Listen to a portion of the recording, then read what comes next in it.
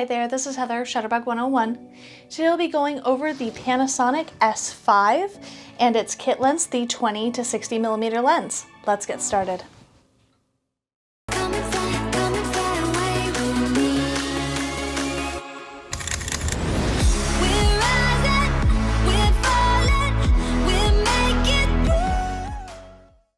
The Panasonic S5 is a 24 megapixel full-frame mirrorless camera with in-body stabilization up to 6.5 stops, 225 focus points, and features Leica's L-mount system.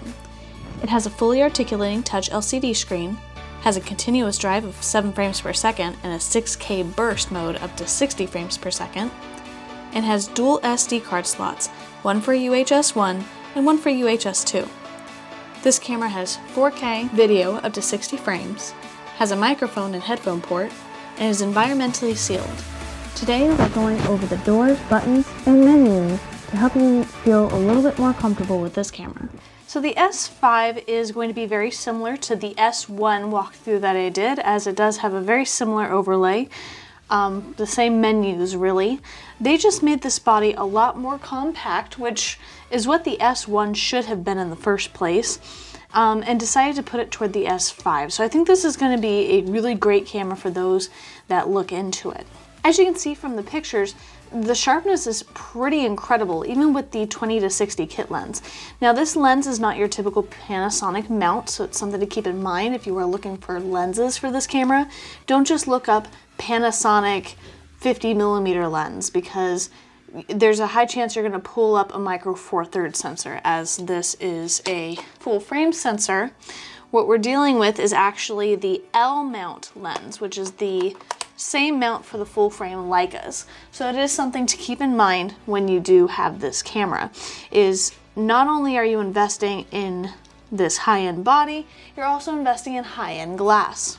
On the lens itself, you can see that we have our autofocus and manual focus switch, very easy to work with. On the front of the camera here, we have our lens release button, which you just hold down and then turn the camera this way. And then you just put it on where you match the red dot to the red dot, and you click it back into place. The button back here is going to be a shortcut button, also known as a function button on these cameras. You can change the function of this to do whatever you would like. On the side of the camera here, you can see that we have our card slots. In card slot 1, you can see that it has a UHS 2 SD card, versus card slot 2 takes the 1. This is, I think, a mistake that Sony had also made in their A7 Mark III, where one was a UHS 2 card and one was a UHS 1 card. And instead of making it easy to remember, oh, slot 2 has UHS 2, they swapped it. So it's UHS 2 goes in slot 1, UHS 1 goes in slot 2, and that can be really kind of finagly to remember. So you have to always remember that it's opposite for some reason if you need to remember which takes which. Here we have the remote door where our shutter release cable will be plugged in. On the other side of the camera here, you can see we have a few more doors. The top door is going to house our mic and headphone port, while the other door here is going to have our HDMI port and our charging and sync cable. So this will allow us to sync that to our computer using USB-C cable to transfer our images, but it'll also be used to charge in camera. On the bottom of the camera here, you can see that we have our universal tripod mount, as we do every camera. We have our door here that houses our new battery. So here at the top of the camera, we have our leftmost knob, which is our drive mode. The single rectangle, when we click and hold the shutter button down, is going to take one picture, versus the first burst mode, which is going to capture at its 7 frames per second. The second burst mode here is going to be set to its 6K burst mode at 60 frames per second. Huge difference there. And the process is different as well. So versus the regular burst mode at that 7 frames per second, when you click and hold that shutter button down and you take multiple shots, it saves every single one of those photos. versus the second burst mode at 60 frames per second. It actually compresses it to a video file, at which point you would scroll through, find the perfect in that series, save it, and then you can just delete the whole video file with the 59 other photos that you took in that 1 second. You also have a couple of time-lapse and timer options here as well. Then we have our hot shoe, which does have this cover on it. This is going to be for mounting an external microphone, light, an external flash, because this does not have a pop-up flash. Then we have our mode dial here. This is going to, of course, allow you to choose what general setting you have your camera in. First one here is going to be your IA mode. This is your intelligent auto. What this does is it allows you to play with the camera without having any high stress of, oh my gosh, I don't know how to operate this yet. So this is going to allow the camera to do all the thinking for you, just allowing you to get comfortable with the layout of the camera, the buttons, the menus, all of those things. IA is going to be intelligent to the point where if you have it pointed at a person, it kicks into portrait mode. If you're really close to a subject, it may indicate that it may need to activate any sort of macro ability if your lenses have that. It detects low light, it detects landscapes. So this is going to be just essentially your practice mode or at your wit's end mode for when you're learning these manual modes that we're about to go over, but you really just want to take the shot. It's a lot of pressure. You kick it into auto mode and there's nothing wrong with that. P mode is going to be your program mode. This is going to be your first step off of auto into learning your manual modes. So there are 3 interrelated variables when it comes to how the pictures come out on your camera, and that would be ISO, shutter speed, and aperture. In the P mode, you can change these things. In auto mode, you can't change anything. So this allows you to change certain aspects in the settings, but the camera decides on everything else that you don't touch to allow you to still get an excellent photo, but give you a little bit of creative control. So at this point, instead of the camera controlling everything, it's being your assistant. It's controlling certain aspects that you haven't learned yet. In the A mode, that's going to be your aperture. Do not be fooled. This is not auto. IA is intelligent auto. A is for aperture. This is going to control the opening in the lens. This controls your depth of field, that nice blurry background, sharp foreground. It's also going to control how much light you let in. So in low light environments, you want to open up that aperture versus, a really bright environment. You can probably close it up quite a bit. When you choose your aperture, the camera determines the speed at which it needs to take the picture, which brings us to the S mode. This is your shutter speed mode. This is where you control how fast the camera needs to go to capture movement, show movement, while the camera determines what the opening in the lens needs to be, also known as the aperture. And then of course you have your M mode, which is full manual, where you do all of the talking, all of the setting control, and the camera just does what you tell it to. Now, I've told many people this in the past because people find that a lot of instructors have told them if you're not shooting a manual, you're not a photographer, and that is completely false. The way I see it is all of the different modes are going to be for different circumstances. You wouldn't jump into manual mode in an environment where everything is always changing. In that instance, you need to determine what your goal is. If you're taking pictures at a sports environment and the light is rapidly changing from sun to stadium lights, you may just want to stay in your shutter speed mode because your goal is catching movement. Who cares about the depth of field when shutter speed is what you really care about? Or say you're taking a picture of a portrait. This person is posing for you. They're not moving very fast, and maybe you have it on a tripod. Then who cares how fast it's going as long as you get that nice blurry background. Now, the person can move, sway side to side, their hair might be blowing in the wind, so naturally you don't want it to be able to take seconds long of photos, but that's what the ISO is for, where you have your image sensitivity to light, which I will go over in a separate video. Then we have your movie mode here.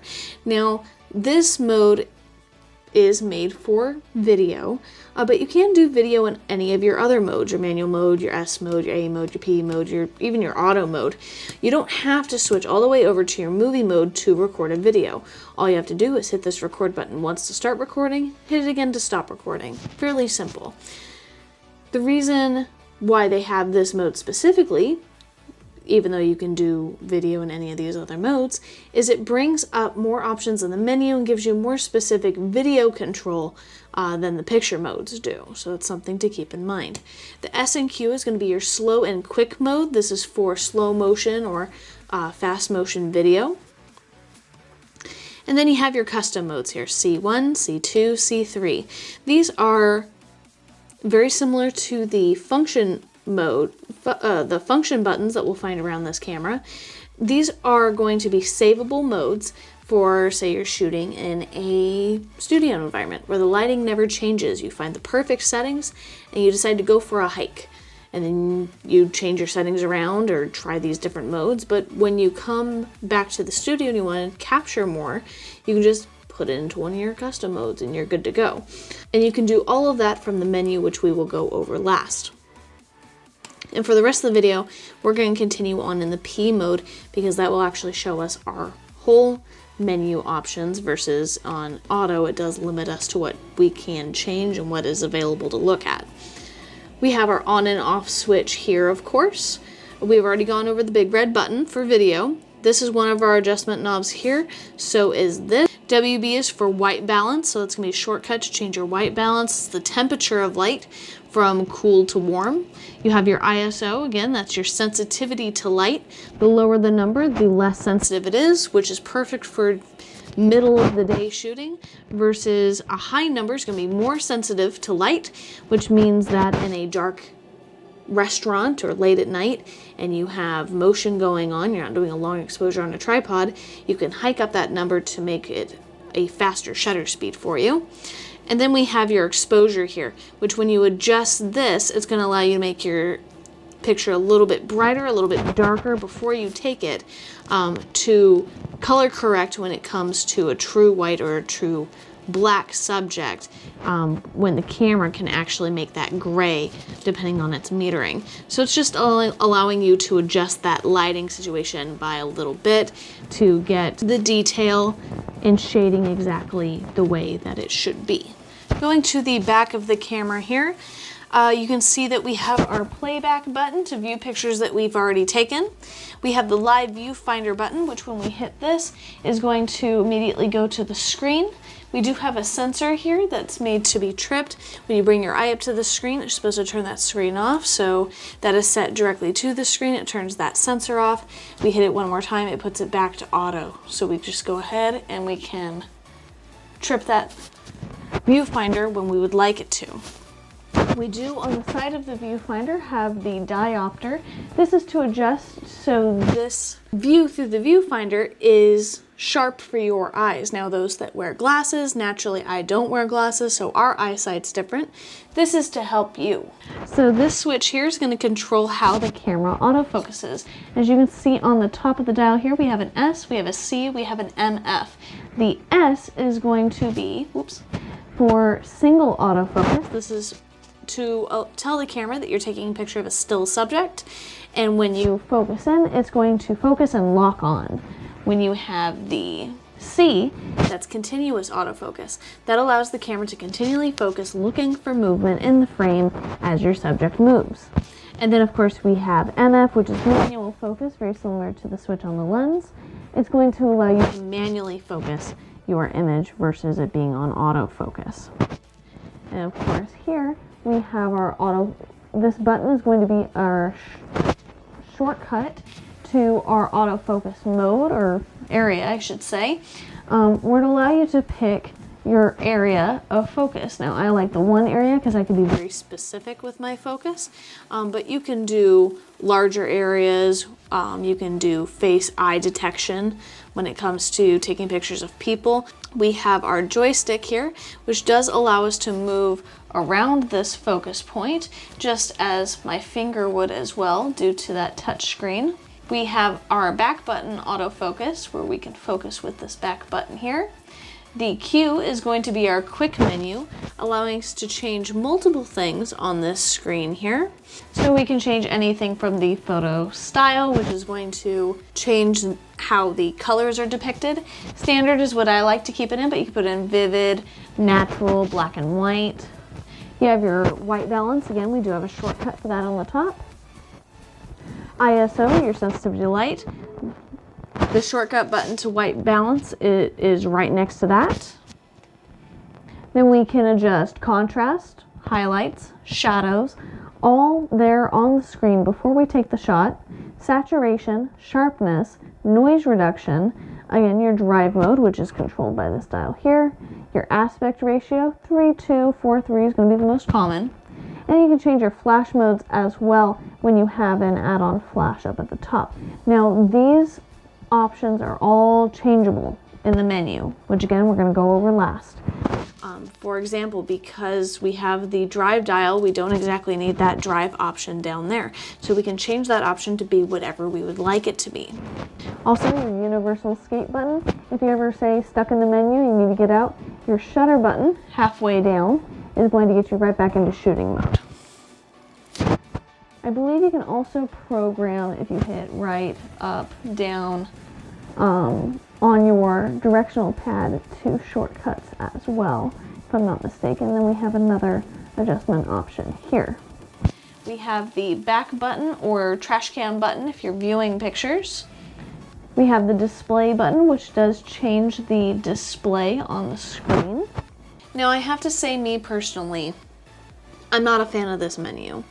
I feel that this menu has a lot that's buried, but that's my own personal opinion. A lot of people can't stand the Sony menus, but honestly, I feel that that's easy to navigate. So when it comes to opinions, check it out for yourself, see if it's something that you can understand.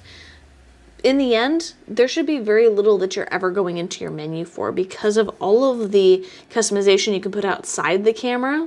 You can program to be whatever you want to access regularly on the outside and never have to go to the menu in the first place. So I'm going to kind of breeze through this. I'll tell you the really important things to know. I'll tell you what you need to know it for. If I feel that it's not going to reach out to enough people that are going to use it, I probably won't mention it. So if you have any questions about the menu, something I didn't cover enough in detail, please let me know in the comments below. One thing about this menu is that it's actually fully touchscreen. So you could do it all by hand instead of using the directional pad. But I'm going to use the directional pad because it'll be easier for you to see. So again, there's photo style. That's in our quick menu. Our metering mode is where it's going to be taking the light from. So it's going to be, which you can choose kind of an evaluative area, center weighted area, the spot metering mode, however specific you want to be when dialing into your where to take the light from and where to find that right balance. Aspect ratio, again, that's in your quick menu. Picture quality, you have RAW, you have JPEG, JPEG and RAW. HLG photo is very similar to HDR. It's essentially a form of it. You have your high resolution mode, long exposure noise reduction. I like to turn this off because I like to have control over it in Lightroom, but if you're not into editing just yet, go ahead and turn that on. You have ISO sensitivity. Now this camera's ISO can go fairly high, so I like to limit it when I have it on auto to go anywhere between 100 and 6400. Minimum shutter speed, eye dynamic range, vignetting compensation, diffraction compensation, filter settings if you want to add a filter.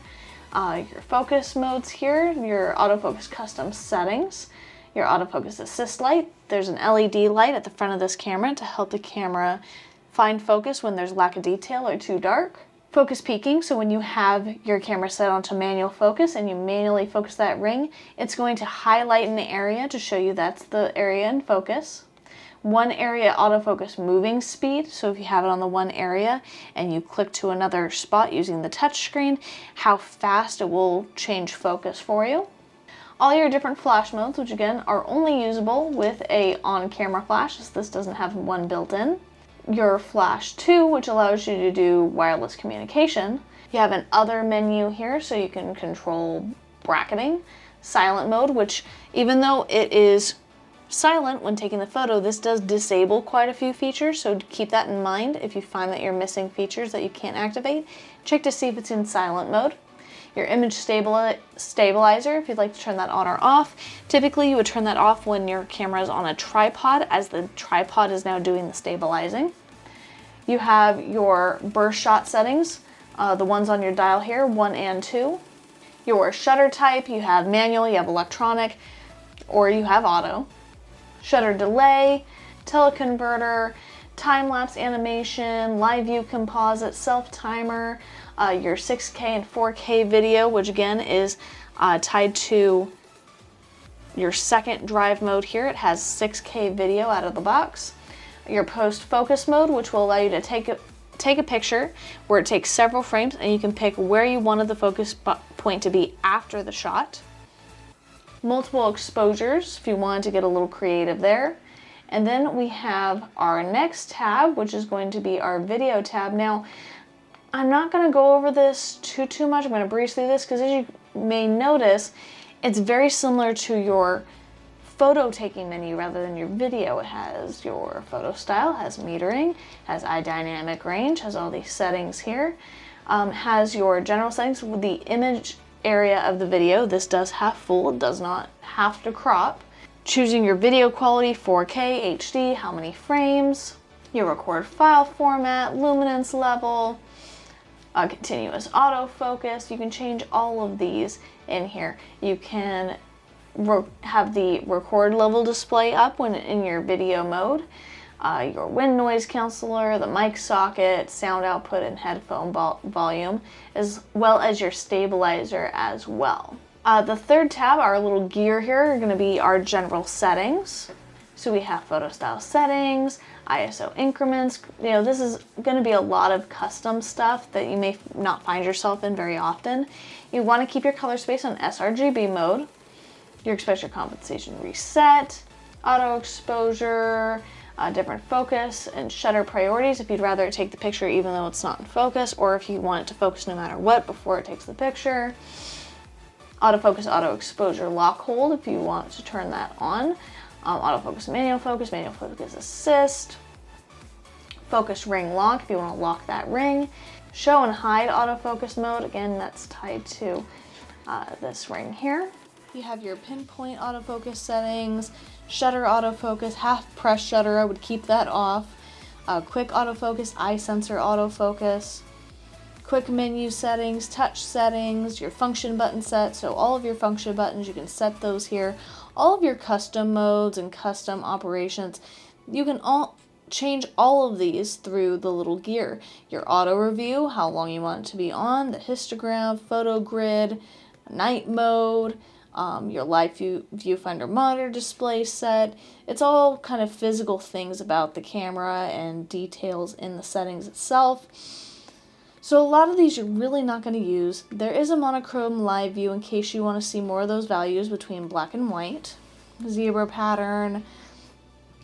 You can turn on the red record frame indicator, which will make the frame of your display red when it's indeed recording, because sometimes it's hard to tell with that red blinking dot. Believe me, I've been there where I thought it was recording and it wasn't. And then you have your HDMI record output, the lens focus resume. All of these are changeable in the gear.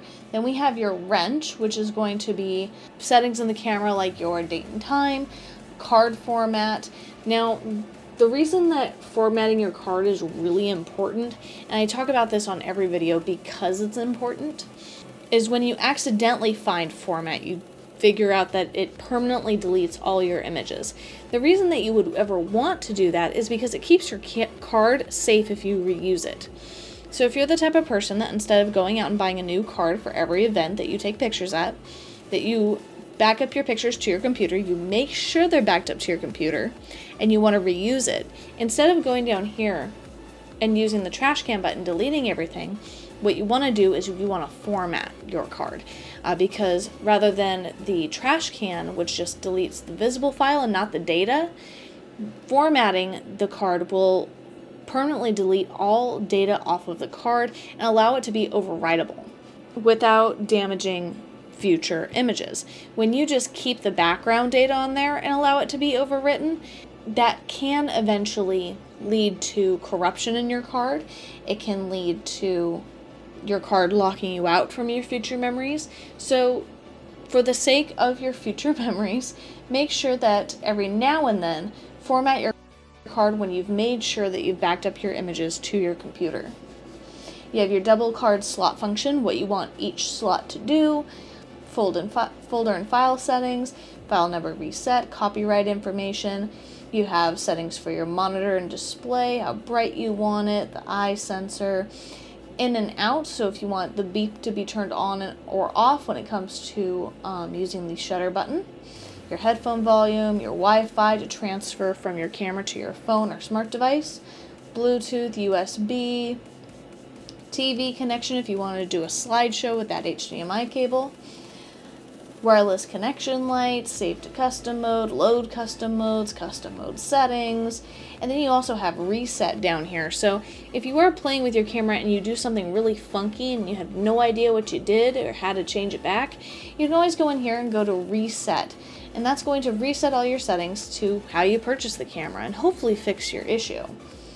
Then you have your clock set, time zone, sensor cleaning, which just kind of shakes the sensor to see if it can knock any dust off.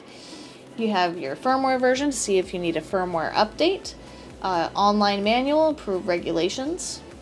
Then we have your My menu, which is a customary menu where you can add up to 3 tabs worth of settings from the top 4 tabs and put them in importance in your own menu tab instead of having to search for your settings. So the ones you might regularly use, like reset, card format, maybe bracketing, who knows, you can add them in your My Menu tab instead of having to dig through all 4 tabs here. You just go in your My Menu and you can easily access it. And then the last one here is your playback mode. This is for pictures that you've already taken in your card.